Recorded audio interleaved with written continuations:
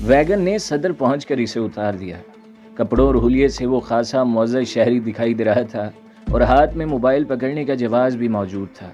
यहाँ उतरने के फ़ौरन बाद इसने एक छोटा सा ब्रीफकेस ख़रीदा और अपने कपड़ों में मुख्तलिफ जगह छुपाए अपने कागजात और आधी से ज़्यादा रकम इस ब्रीफकेस में मुंतकिल कर ली। ये इसकी खुशकिस्मती थी कि इसने जब राह फ़रार इख्तियार की तो लोड शेडिंग और रात गहरी होने की वजह से वह अंधेरे का फ़ायदा उठाने में कामयाब हो गया। बसूरत दीगर तो इसके इम्कानात ना होने के बराबर थे और वो कभी सिक्योरिटी की उकाबी नज़रों से बचकर नहीं निकल सकता था। कराची और बम्बई के माहौल में कुछ खासा फ़र्क नहीं था। इसे यहाँ फ़िलवक़्त किसी अजनबियत का एहसास नहीं हो रहा था। एक दरमियाने से होटल में इसने नाश्ता किया और बाहर निकल आया। वो एक रक्शे में बैठकर क्लिफ्टन की तरफ जा रहा था। समंदर हमेशा की तरह इसकी कमज़ोरी रही थी। अब भी वो जिस जहनी कशमकश का शिकार था, इससे निजात पाने के लिए इसने समंदर का किनारा ही अपना मस्कन बनाने का फ़ैसला किया था। आज छुट्टी का दिन था और समंदर किनारे खासी रौनक दिखाई दे रही थी। मशरूब की एक बोतल लेकर वो एक कदरे तन्हा कोने में बैठ गया। रात से अब तक इसके जहन में जो कशमकश चल रही थी, अब वो मंतकी अंजाम तक पहुंचती दिखाई दे रही थी। इसने एक फ़ैसला तो कर ही लिया था कि अब इसका और मोसाद का कोई राब्ता नहीं रहेगा। मोसाद की तरफ वापस लौटने का सीधा मतलब था अपनी मौत के ब्लैक वारंट पर खुद दस्तखत करना। वो जानता था वो लोग जदीद तरीन साइंसी और नफ्सियाती हरबे आजमा कर इसके अंदर पैदा होने वाली मामूली सी तब्दीली का अंदाज़ा लगा लेंगे, जिसके बाद इसका ज़िंदा रहना मुमकिन नहीं। इसके साथ इस सूरत हाल में ज़्यादा से ज़्यादा रियायत ये हो सकती थी कि इसे अपने हाथों अपनी ज़िंदगी ख़त्म करने का मौका दिया जाए। ये भी इस सूरत में मुमकिन था कि अगर इसके माजी की खिदमात का रिकॉर्ड शानदार रहा हो, वरना तो इसको खबर ही ना हो पाती और इसकी छुट्टी कर दी जाती। जब इसने मोसाद से नाता तोड़ना है तो इसे पागल कुत्ते ने तो काटा नहीं था कि वो फिर रॉ के खोंटे से बंधा रहे, और सबसे बढ़कर ये कि वो आखिर एक बेगुनाह की जान क्यों ले। ऐसा सवाल इसके ज़मीर ने पहली मर्तबा इसके सामने खड़ा किया था और इस अचानक तब्दीली को वो समझ नहीं पाया था। इसने अपनी दो तरजीहात मुंतखब की थी। एक तो यहाँ से बाहिफाजत फ़रार होकर किसी मुमकिन महफूज ठिकाने तक पहुँचना जो इसके जहन में मौजूद था। इसके बाद इसे कुछ और करना था, लेकिन सवाल ये पैदा होता था कि पाकिस्तानी इंटेलिजेंस एजेंसियाँ क्या इसे बासानी फ़रार होने देंगी, और ये कि रॉ को ये इल्म होने के बाद कि इसने इन्हें धोखा दिया है, क्या वो अपनी मौजूदा शनाख्त और कागजात के साथ ख़ुद को महफूज तस्वर कर सकता था। दोनों सवालों के जवाबात इसे ना की सूरत मिल रहे थे। फिलवक़्त इसकी पोजीशन धोबी के इस कुत्ते जैसी थी जो ना घर का रहा ना घाट का। फिर वो क्या करे, कौन सा लाया अमल अपनाए। कम अज़ कम वो यहाँ पाकिस्तानी एजेंसियों के हाथों गिरफ़्तार होकर सारी ज़िंदगी जेल में गुजारना नहीं चाहता था, क्योंकि गिरफ़्तारी की सूरत में वो मरते दम तक अपनी शनाख्त इन्हें नहीं बता सकता था, और किसी शनाख्त के बगैर इसकी मौत की सूरत में तो इसकी लाश भी गैर महफूज हो जाती। अचानक ये ख्याल बिजली के कौंधे की तरह इसके जहन में लपका। इसने पाकिस्तानी इंटेलिजेंस एजेंसी से एक डील करने का फ़ैसला कर लिया। असूली तौर पर तो इन्हें इस डील के बदले इसकी जान बख्शी करनी चाहिए थी, क्योंकि दुनिया के किसी भी मुल्क में अगर वो ऐसा करता तो इसके साथ वही सलूक किया जाता। अपने जहन में एक मंसूबा तरतीब देने के बाद इसने फ़ौरन अपने मोबाइल में फ़ीड किया हुआ ISI का नंबर तलाश किया और अपना फ़ोन इस्तेमाल करने के बजाय एक प्राइवेट फ़ोन बोथ की राह ली। इसकी खुशकिस्मती थी कि एक अरसे के बाद कराची में फ़ोन सर्विसेज बहाल हो गई थी, वरना शायद वो आसानी से रब्ता न कर सकता था। कुरैशी और ज़ियाई से इसने ये अहम फ़ोन नंबर दुश्मन को धोखा देने के लिए हासिल किए थे, लेकिन अब वो इनका इस्तेमाल अपनी जान बचाने के लिए कर रहा था। फ़ोन बोथ के नज़दीक ही मौजूद एक छोटे से स्टोर से इसने फ़ोन कार्ड ख़रीदा और अपना मतलूबा नंबर घुमाया। ये कर्नल मलक का प्राइवेट नंबर था, जिस पर अमूमन इसके सोर्स इससे बात किया करते थे। हालात की नज़ाकत के पेश नज़र आज वो नंबर भी खुद ही अटेंड कर रहा था। यस, इसने अपने मखसूस अंदाज से कहा, मेरे पास आपके लिए एक डील मौजूद है। दूसरी तरफ से यस के जवाब में हेलो या अपना तारुफ करवाने की बजाय फ़ोन करने वाले के इस फिक्रे ने मलक को चौंका दिया। कौन हो तुम? इसने सिद्दीकी को रिकॉर्डिंग का स्विच ऑन करने का इशारा करते हुए कहा। जाहिर है अपनी शनाख्त गलत ही बताऊंगा। दूसरी तरफ से यासूब ने जवाब दिया। अच्छा डील बताओ। मलक और सिद्दीकी समझ गए कि दूसरी तरफ कोई मामूली खिलाड़ी नहीं, प्रोफेसर शाह की ज़िंदगी ख़तरे में है, आप जानते हैं। दूसरी तरफ से सवालिया लहजे में दरियाफ्त किया गया। कौन प्रोफेसर शाह? मलक ने जानबूझकर कहा। देखिए मलक साहब, अगर आप लंबी बात करके फ़ोन कॉल ट्रेस कर भी लें तो मैं काबू आने वाला नहीं। मैं प्राइवेट फ़ोन बोथ इस्तेमाल कर रहा हूँ। यासूब के जवाब ने मलक को यकीन दिला दिया کہ واقعی اس کا مخاطب کوئی معمولی قسم کا سورس نہیں۔ ٹھیک ہے، اپنی بات مکمل کرو، ملک نے کہا۔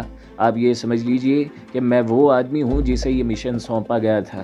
میں غیر ملکی ہوں، مجھے را نے ہائر کیا تھا، لیکن یہاں آ کر اندازہ ہوا کہ مجھے اس لفڑے میں پڑنے کی کیا ضرورت ہے۔ یعقوب نے کہا، ہمارے پاس اس بات کا کوئی ثبوت نہیں کہ تم جو کچھ کہہ رہے ہو سچ ہے یا جھوٹ۔ پھر ڈیل کیسے ہوئی؟ ملک نے اپنی دانست میں بڑا زبردست پانچھا پھینکا تھا۔ نہیں ملک صاحب، آپ جانتے ہیں کہ میں سچ بول رہا ہوں۔ سیدھی سی بات ہے کہ میں دشمن سے دوست بن چکا ہوں۔ میں آپ سے ایک معاہدہ کر رہا ہوں جس کی بنیاد کچھ دو اور کچھ لوگ کے اصول پر ہوگی۔ یعقوب اپنے موقف پر قائم رہا۔ ٹھیک ہے، ڈیل بتاؤ، ملک نے کہا۔ میں آپ کو اس ڈرامے کے سارے کردار بتاتا ہوں، یہاں کا مکمل نیٹ آپ کے سپرد کرتا ہوں۔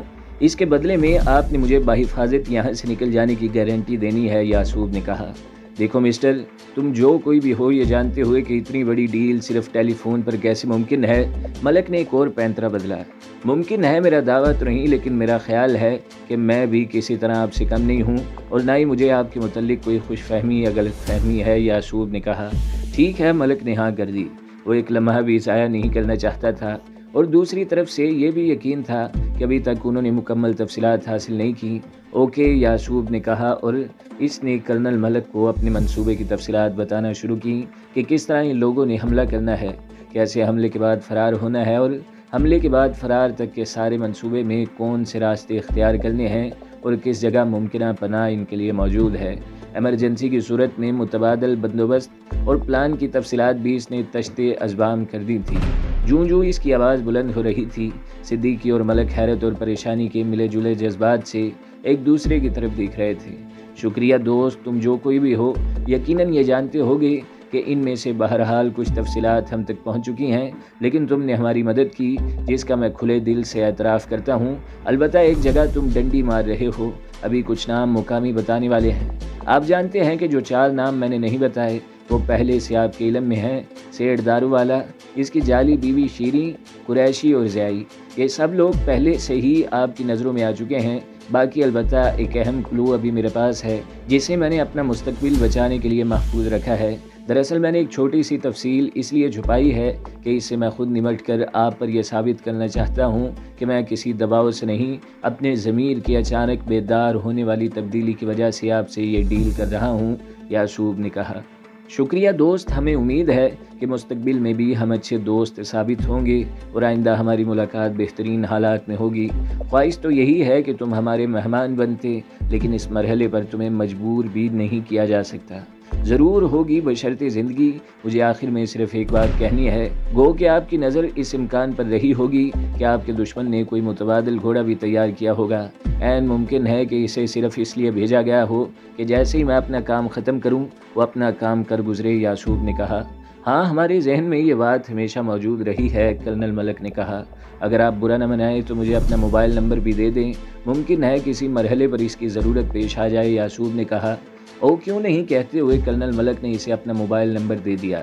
اس کے لیے فی الوقت اس دوست پر یقین کرنا لازم تھا، لیکن اس کا یہ مطلب بھی نہیں تھا کہ اس نے تصویر کے دوسرے رخ کو نظر انداز کر دیا تھا۔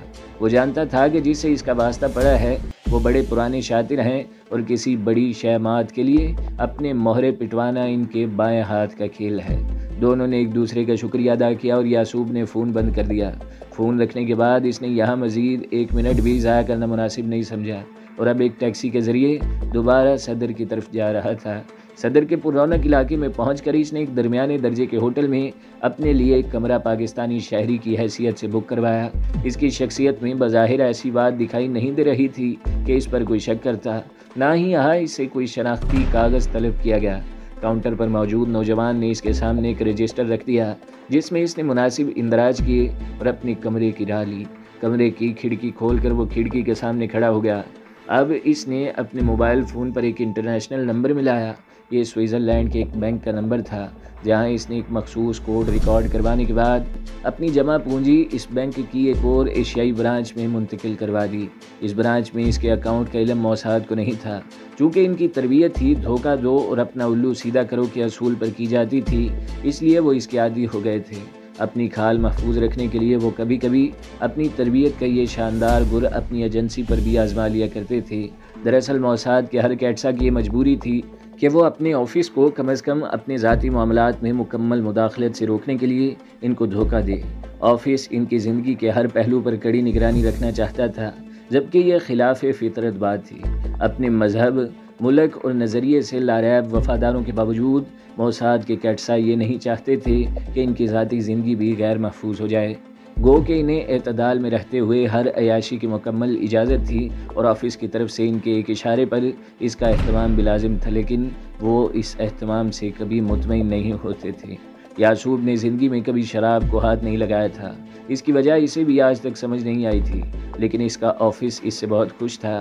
نہ جانے کیوں اس نے اپنی نوکری کی ابتدا ہی سے یہ ارادہ کر لیا کہ اپنا نجی اکاؤنٹ آفس کے علم میں نہیں آنے دے گا، اور آج اس کی یہی احتیاط اس کے کام آ گئی تھی۔ ڈاکٹر شاہ کی سوشل لائف تھی ہی کیا؟ جب سے انہوں نے میزائل ٹیکنالوجی میں جدید ترین نظریات پر مشتمل تجربہ کیا تھا، وہ اغیار کی آنکھوں میں کھٹکنے لگے تھے۔ ایک مذہبی گھرانے میں جنم لینے والے ڈاکٹر محی الدین شاہ نے ابتدائی تعلیم پرائمری اسکول میں حاصل کی تھی۔ ان کے والد بھی اسکول ٹیچر تھے، لیکن اپنے گاؤں ہی نہیں، ارد گرد کے درجنوں دیہاتوں کے طلبہ ان کے پاس دور دور سے تعلیم حاصل کرنے آیا کرتے تھے، کیونکہ ماسٹر رفیق شاہ صاحب جیسی فزکس، کیمسٹری اور انگریزی اور کوئی نہیں پڑھاتا تھا۔ وہ ان پسماندہ علاقوں میں پیر کا درجہ رکھتے تھے، وہ کہ ان کا تعلق کسی باقاعدہ خانوادے سے نہیں تھا، لیکن اپنے محاسن کی وجہ سے وہ ہر ایک کو عزیز تھے۔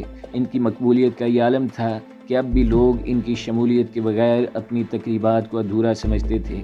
اپنے بیٹے محی الدین شاہ سے متعلق انہوں نے شروع ہی سے ایک رائے قائم کر لی تھی کہ وہ اپنے بیٹے کو سرکاری ملازم کی بجائے ملک و ملت کا خدمتگار بنائیں گے۔ وہ اپنے بیٹے کو بڑا افسر نہیں، بڑا انسان دیکھنا چاہتے تھے۔ ڈاکٹر محی الدین شاہ نے میٹرک کے امتحانات میں اپنے بورڈ میں ٹاپ کیا تھا اور ایک بڑے شہر کے کالج میں تعلیم حاصل کرنے آئے تھے۔ یہاں بھی ان کی کامیابیوں کا تسلسل برقرار رہا اور ہر امتحان میں وہ چونکا دینے والے نتائج حاصل کرتے رہے۔ اعلیٰ ثانوی امتحانات کے بعد حکومت کے وظیفہ پر وہ بیرون ملک نیوکلیئر سائنس کی اعلیٰ تعلیم کے لیے چلے گئے، اور جب ڈاکٹریٹ کر کے واپس لوٹے تو ملک و ملت کا سرمایہ بن چکے تھے۔ اس دوران ان کے والد رفیق شاہ صاحب انتقال فرما گئے۔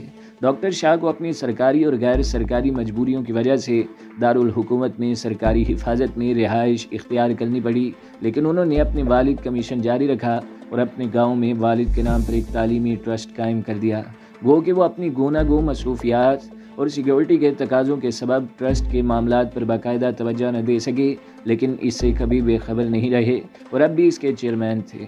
ڈاکٹر شاہ نے 9 ماہ پہلے میزائل ٹیکنالوجی میں جو کمال حاصل کیا تھا، اس نے اس ملک کے دشمنوں کی راتوں کی نیند حرام کر دی تھی۔ چونکہ ان کا واسطہ بہت کمینے دشمن سے تھا، اس لیے ان کے حفاظتی اقدامات سے متعلق بہت سختی کی جاتی تھی۔ ڈاکٹر شاہ کچھ تو طبعاً تنہائی پسند تھے، اور کچھ سیکیورٹی کے تقاضوں نے تو انہیں جیسے دنیا سے کاٹ کر ہی رکھ دیا تھا۔ آج زندگی نے انہیں ایک بڑی خوشی سے نوازا تھا۔ ان کے اس یتیم بھانجے کی شادی ہو رہی تھی، جس کو ڈاکٹر صاحب نے خود لے کر پالا تھا اور اعلیٰ تعلیم دلائی تھی، اور جو اب کراچی میں ایک اعلیٰ عہدے پر فائز تھا۔ ڈاکٹر صاحب نے اپنے مہربانوں سے کہہ دیا تھا کہ ان کے لیے اس شادی میں شرکت ناگزیر ہے۔ یوں بھی وہ زندگی موت سے بے پرواہ تھے، انہیں شاید خود بھی اپنی زندگی کی اتنی فکر نہیں تھی، لیکن حکومت کے نزدیک یہ بہت اہم مسئلہ تھا۔ ڈاکٹر صاحب کی حفاظت ایک قومی اثاثے کی طرح کی جاتی تھی۔ سیکیورٹی کے اعلیٰ حکام اس بات سے شرمندگی محسوس کرتے کہ ڈاکٹر صاحب کی حیثیت ایک قیدی کی سی ہو کر رہ گئی تھی۔ وہ ایک مخصوص ایریا میں مقید زندگی بسر کرنے پر مجبور تھے، لیکن وہ یہ نہیں سمجھتے تھے کہ ان کی حفاظت ایک لمحے کی غفلت ملک و قوم کا کتنا بڑا نقصان ثابت ہو سکتی ہے۔ ڈی جی آئی کا حکم تھا کہ ڈاکٹر صاحب کو کانوں کان یہ خبر نہ ہونے پائے کہ ان کے قتل کی سازش ہو رہی ہے، اور دشمن نے اس گھناؤنے مقصد کے لیے اپنے ایجنٹ بھی ملک میں داخل کر دیے ہیں۔ انہوں نے اپنے تمام ماتحتوں کو سختی سے ہدایت کر دی تھی کہ ڈاکٹر شاہ کو بالکل نارمل طریقے سے شادی میں شامل ہونے دیا جائے، البتہ ان کے ارد گرد ایسا حصار بنا دیا جائے جسے عبور کرنا دشمن کے لیے ناممکن ہو۔ ڈی جی آئی کو ایمان کی حد تک اس بات کا یقین تھا کہ ڈاکٹر شاہ کی حفاظت پر مامور سیکیورٹی کے عملے کا کوئی بھی جوان اپنے جسم کو چھلنی کروائے بغیر ایک گولی بھی ان تک نہیں پہنچنے دے گا۔ اصل میں ان کا یہی وہ ایمان تھا جس نے انہیں اتنا بڑا خطرہ مول لینے پر آمادہ کیا تھا۔ اس کے علاوہ وہ یہ بات بھی جانتے تھے کہ ڈاکٹر شاہ نے پچھلے 6 ماہ سے اپنی لیبارٹری، مارکیٹ اور گھر کے لان کے اور کچھ بھی نہیں دیکھا۔ اور اب تو یوں بھی ضروری ہو گیا تھا کہ وہ اپنی بے پناہ مصروفیات سے کچھ وقت نکال کر زندگی کی گہما گہمی سے لطف اندوز ہوں۔ ڈاکٹر صاحب صبح کی فلائٹ سے کراچی جا رہے تھے۔ انہیں تو بظاہر یہی علم تھا کہ ان کے ساتھ 4 گارڈز جو ایک عرصے سے ان کی حفاظت کرتے آ رہے تھے اب بھی وہی ان کی حفاظت کر رہے تھے، لیکن وہ نہیں جانتے تھے کہ اس فلائٹ میں ان کے آگے پیچھے کی سیٹوں پر کم از کم 25 SSG کمانڈوز کے مستعد جوان موجود تھے، جن کے پاس جدید ترین آٹومیٹک اسلحہ موجود تھا، حالانکہ وہ خالی ہاتھ 10 حملہ آوروں سے نمٹنے کی صلاحیت رکھتے تھے۔ ایئرپورٹ پر ڈاکٹر صاحب کو جو کار لینے آئی وہ بلٹ پروف تھی، اور ان کی کار کے آگے پیچھے دائیں بائیں کم از کم 10 کاریں اور 15 موٹر سائیکل سوار ان کی حفاظت کر رہے تھے۔ کرنل ملک کا کمال یہ تھا کہ وہ اس سارے آپریشن کی نگرانی کر رہا تھا، لیکن اس نے رازداری کا ایسا زبردست اہتمام کیا تھا کہ ڈاکٹر صاحب کو ایک لمحے کے لیے بھی کچھ ایب نارمل ہونے کا شک نہیں گزرا تھا۔ ڈاکٹر صاحب نے جہاز سے سیدھے اپنے بھانجے کے گھر تک جانا تھا، جہاں ان کی اکلوتی بہن اور عزیز و اقارب دیدہ و دل فرش راہ کیے ان کے منتظر تھے۔ ڈاکٹر صاحب کو یہاں کچھ دیر آرام کرنے کے بعد شام کو شادی میں شرکت کرنی تھی۔ وہ گھر والوں میں گھل مل گئے۔ یہاں پریس اور اجنبی لوگوں کو آنے کی اجازت نہیں تھی۔ یوں بھی قومی پریس کے نمائندے بطور خاص ڈاکٹر شاہ کے معاملے میں اپنی حدود کو سمجھتے اور نیشنل سیکیورٹی کے پیش نظر اس پر عمل پیرا رہتے تھے۔ ڈاکٹر صاحب اپنے پرسنل گارڈز کے ساتھ گھر پر ٹھہر گئے، جبکہ ان کی گاڑی پر ان کا ڈرائیور موجود تھا۔ ان کی سیکیورٹی پر مامور جوانوں نے اس بنگلے کے ارد گرد ہر قابل ذکر جگہ کو اپنے حصار میں جکڑ لیا تھا۔ اس گھر کے اندر پہلے ہی سے ملازمین کے روپ میں گارڈز کے علاوہ بھی لوگ موجود تھے۔ یہ سب لوگ اپنے اپنے کام میں یکتائے روزگار تھے اور کسی بھی طرح کی ہنگامی صورتحال کا سامنا کرنے کی انہیں خصوصی تربیت بھی حاصل تھی۔ ڈاکٹر شاہ اپنے گھر والوں سے گھل مل گئے تھے، لیکن ان کی نقل و حرکت کو صدیقی برابر مانیٹر کر رہا تھا۔ ایک کمرے سے دوسرے کمرے تک ان کی آمد و رفت بھی ان لوگوں کی نظر میں تھی۔ سیٹھ دارو والا نے اپنے ساتھ ہونے والے ہر ستم کو اس لیے برداشت کر لیا تھا کہ شیریں اس کے ساتھ تھی۔ وہ سمجھتا تھا کہ شیریں کی شکل میں اسے زندگی میں ایک شاندار ساتھی اور سہارا مل گیا تھا، لیکن جب دوران تفتیش اسے وہ ٹیلی فون ریکارڈنگ سنائی گئی جو شیریں اور ان کے آقاؤں کے درمیان ہوتی رہی تھی، تو سیٹھ دارو والا کو یوں لگا جیسے زندگی کا واحد سہارا بھی اس سے چھین لیا گیا ہو۔ اس نے اپنی خاندانی روایات کے برعکس سب کچھ داؤ پر لگا کر شیریں کی خواہش پر اس سے نکاح کر کے اسے بیوی کی حیثیت سے رکھا ہوا تھا، جبکہ اس کی بیوی ایک فاحشہ اور غیر ملکی ایجنٹ تھی جو دراصل اسے بے وقوف بنا کر اپنا الو سیدھا کر رہی تھی۔ یہ علم ہونے کے بعد وہ مستقل پچھتاوے کا شکار ہو رہا تھا۔ آج زندگی میں پہلی مرتبہ اسے احساس اور علم ہوا کہ ابھی تک اس میں ضمیر نام کی کوئی زندہ شے موجود ہے جو اسے مسلسل ملامت کر رہی تھی۔ اسے آج پہلی مرتبہ یہ بھی احساس ہوا کہ وہ ایک غدار ہے جس نے محض ایک عورت کے جنسی حصول کے لیے اپنی فیکٹری کو دشمن کا اڈا بنایا ہوا ہے۔ سیٹھ دارو والا کو یقین نہیں آ رہا تھا کہ اسے رہا کر دیا گیا ہے۔ کوئی طاقت بار بار اسے احساس دلا رہی تھی کہ اس کو چھوڑا نہیں گیا، بلکہ اسے چارہ بنا کر دشمن کے سامنے ڈال دیا گیا ہے۔ اگر مقامی پارٹی والوں کو اس بات کا علم ہو جاتا کہ اس کو سیکیورٹی والے پکڑ کر لے گئے تھے، یا اس کی کسی حرکت پر ہی شک گزر جاتا کہ اس نے سیکیورٹی والوں کو ان کے متعلق سب کچھ بتا دیا ہے، تو وہ کبھی ان کے ہاتھوں بچ نہیں سکتا تھا۔ اسے اس بات کا علم تو اگلے ہی روز ہوا کہ اس کی گرفتاری کے گھنٹہ ڈیڑھ گھنٹہ بعد بظاہر ایکسرسائز کے عملے کے روپ میں اس انٹیلیجنس ایجنسی نے فیکٹری پر چھاپہ مار کر بڑی مقدار میں اسلحہ اور گولہ بارود برآمد کر لیا تھا، لیکن حیرت انگیز طور پر انہوں نے ضیائی کو گرفتار نہیں کیا تھا، بلکہ ابتدائی تفتیش کے بعد اسے بے گناہ قرار دے کر چھوڑ دیا تھا، کیونکہ اس نے یہ ثابت کر دیا تھا کہ اس فیکٹری میں ہونے والے اس گھناؤنے کاروبار کا اسے ہرگز علم نہیں ہے۔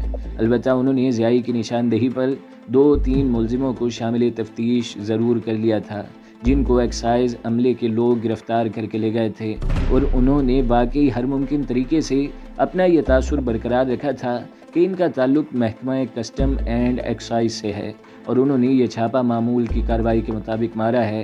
اس کا محرک کوئی بھی خصوصی رپورٹ یا واقعہ نہیں تھا۔ سیٹھ صاحب کی فیکٹری سیل کر دی گئی تھی، اس کے گرد پولیس کا پہرا تھا، اور اندر موجود ملازمین کو اپنے اپنے بیانات قلم بند کروانے سے پہلے باہر جانے کی اجازت نہیں تھی۔ البتہ انہوں نے جنرل مینیجر ضیائی اور اس کے عملے کے 3 ملازمین کو جانے دیا تھا، کیونکہ ان چاروں سے متعلق انہیں یقین تھا کہ یہ بے گناہ ہیں۔ ضیائی نے پارٹی احکامات کے مطابق ایکسائز والوں کو 2 ملزم دے دیے تھے، جن کو یقین دہانی کروائی جا چکی تھی کہ ان کا بال بھی بیکا نہیں ہوگا، اور پارٹی والے انہیں مکھن سے بال کی طرح نکال لائیں گے۔